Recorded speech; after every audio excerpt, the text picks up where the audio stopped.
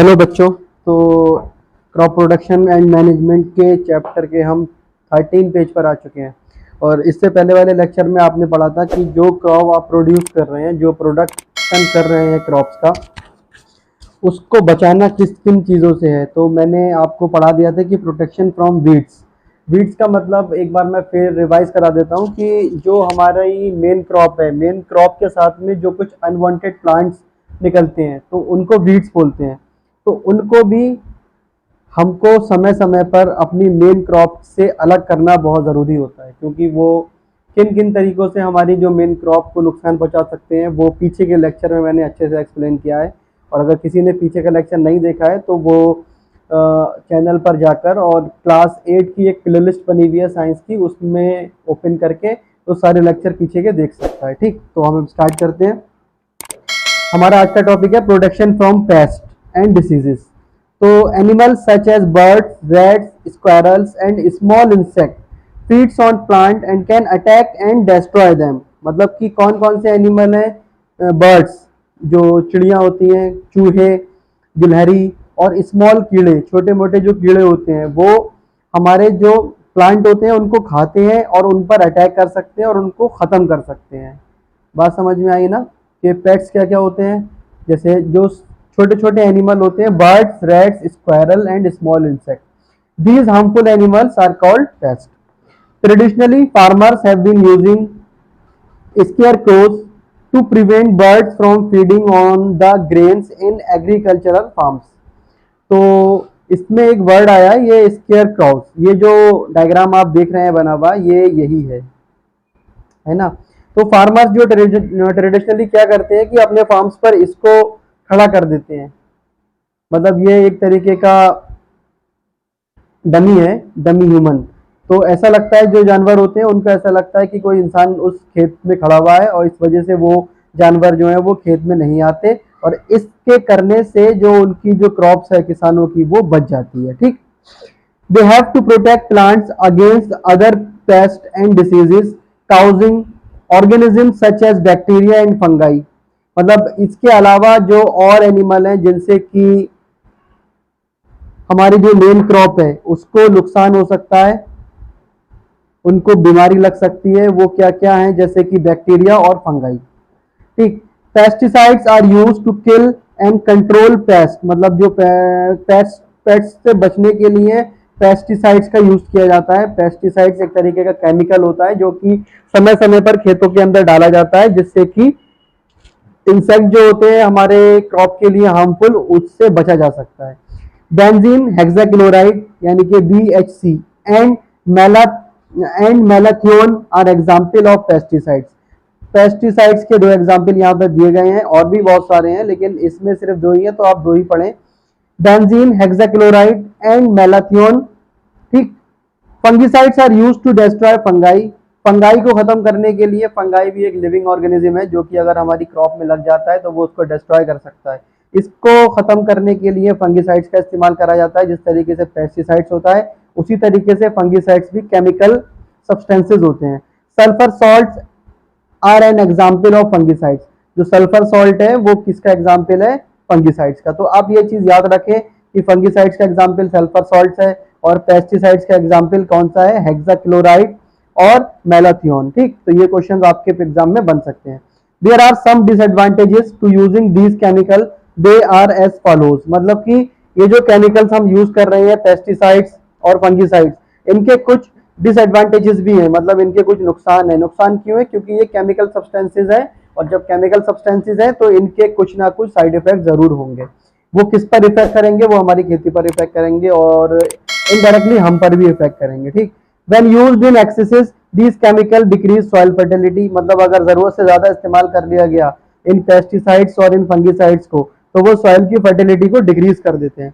Upon getting washed out they can also cause water pollution. मतलब कि जब ये डालते हैं हम खेतों के अंदर तो ये वाटर पॉल्यूशन भी क्रिएट करते हैं। ठीक, most of these chemicals are spread on the crops due to which they stick to the crops. मतलब इनमें से जो पेस्टिसाइड्स और ये फंगिसाइड्स हैं, इसमें से बहुत सारे केमिकल होते हैं जो कि क्रॉप्स के ऊपर स्प्रे किए जाते हैं, जिससे कि ये क्रॉप के ऊपर चिपके रह जाते हैं। मतलब कि उनसे स्टिक हो जाते हैं, चिपक जाते हैं।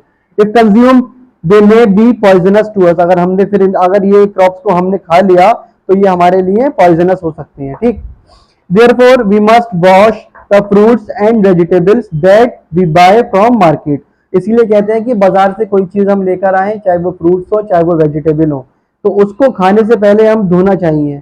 तो आज आपको पता चला होगा कि खाने से पहले क्यों धोना चाहिए, क्योंकि जिस भी फील्ड के अंदर ये ग्रो हुए हैं, जो भी वेजिटेबल्स और जो भी फ्रूट्स जिनको हम खाने वाले हैं, तो उन पर पेस्टिसाइड्स और फंगिसाइड्स जो केमिकल है वो स्प्रे किए गए हैं। हो सकता है वो उन पे स्टिक हो, चिपके हुए हो, इसलिए उनको धो के क्लीन करके वॉश आउट करके हमें खाना चाहिए, ठीक।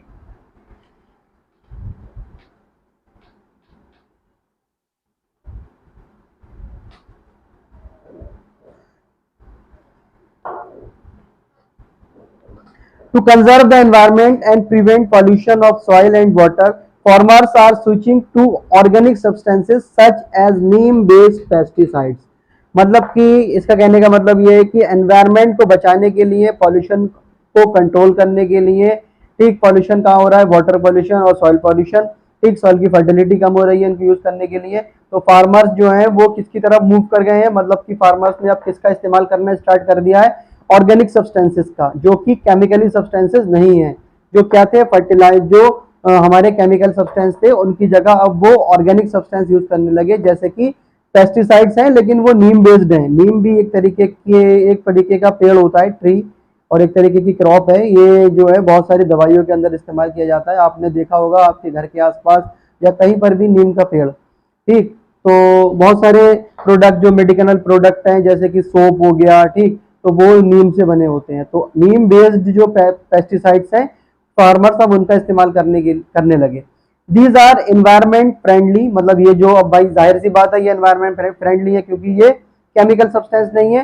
And do cause harm to the nature, मतलब नेचर भी इससे बचा रहता है, ठीक। अब ये कुछ क्वेश्चन है, मैं इनको रीड कर देता हूँ और आप कोशिश कीजिएगा इनके आंसर को करने की। पहला क्वेश्चन है, why do weeds need to be removed, what will happen if they are not remove from the field, मतलब वीड्स को निकालने की क्या जरूरत है, हमारी मेन क्रॉप के साथ में जो वीड्स हैं उनको निकालने की क्या जरूरत है, अगर हमने इनको नहीं निकाला तो क्या होगा, ठीक। Which of the following statements about weeds is not true, मतलब वीड्स के रिगार्डिंग कौन सा स्टेटमेंट सही नहीं है।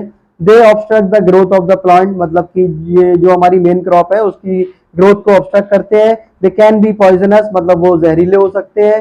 They help crops grow well, मतलब वो क्या हमारी जो मेन क्रॉप है उसको बड़ा होने के लिए साथ में मदद करते हैं। दे कम्पीट विद क्रॉप्स, मतलब वो कम्पीट विद क्रॉप्स, मैंने आपको ये जो वर्ड्स है, ये जो लाइन है, मैंने इसका मतलब आपको बताया है। जो वीड्स होते हैं हमारी क्रॉप के साथ कम्पीट करते हैं, और कम्पीट किस लिए करते हैं, किस किस चीज़ों के लिए करते हैं, सनलाइट के लिए करते हैं, न्यूट्रिएंट्स के लिए करते हैं, वाटर के लिए करते हैं, ठीक, ये चीज़ें हैं। अगला क्वेश्चन है, which of the following tools would a farmer not use to remove weeds from the field, मतलब कि इनमें से कौन सा टूल है जो फार्मर इस्तेमाल नहीं करता है अपने खेत से वीड्स को निकालने के लिए। पहला है हो, ट्रॉल, सीड ड्रिल और कल्टीवेटर, ठीक। अगला जो क्वेश्चन है, फिल इन द ब्लैंक्स है। अगला question, the best time to remove weeds is before they fill up and produce fill up, ठीक है, मतलब क्या बेस्ट टाइम है वीड्स को रिमूव करने का, इससे पहले दे, ठीक, वो, ठीक है। ये आंसर लिख रखे हैं इस बच्चे ने, लेकिन आप कोशिश कीजिएगा इसके आंसर खुद दें। और इसके आंसर ढूंढने की एक ट्रिक ये है कि ये जो लाइन लिखी हुई है, the best time to remove weeds, मतलब आप इसमें से कुछ वर्ड्स को याद रख लें कि best time to remove weeds, ठीक है। तो आप जब चैप्टर रीड करेंगे, जिस तरीके से मैंने आपको रीड कराया, तो आपको वहां ये वर्ड्स दिखाई देंगे, तो आपको ये आंसर वहीं मिलेगा, ठीक है। Fill up is an example of weedicides, ये जो मैंने आपको बताया था 24D के बारे में, ये इसका एग्जाम्पल पूछा गया है।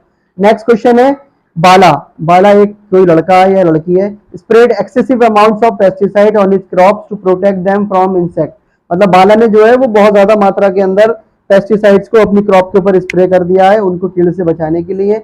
Do you think this was a good practice, मतलब क्या वो सोचती है कि ये अच्छी प्रैक्टिस है, क्या ये अच्छा काम किया उसने। Give reasons for your opinion, आपकी क्या राय है, आप इसके बारे में अपना ओपिनियन दीजिए, ठीक।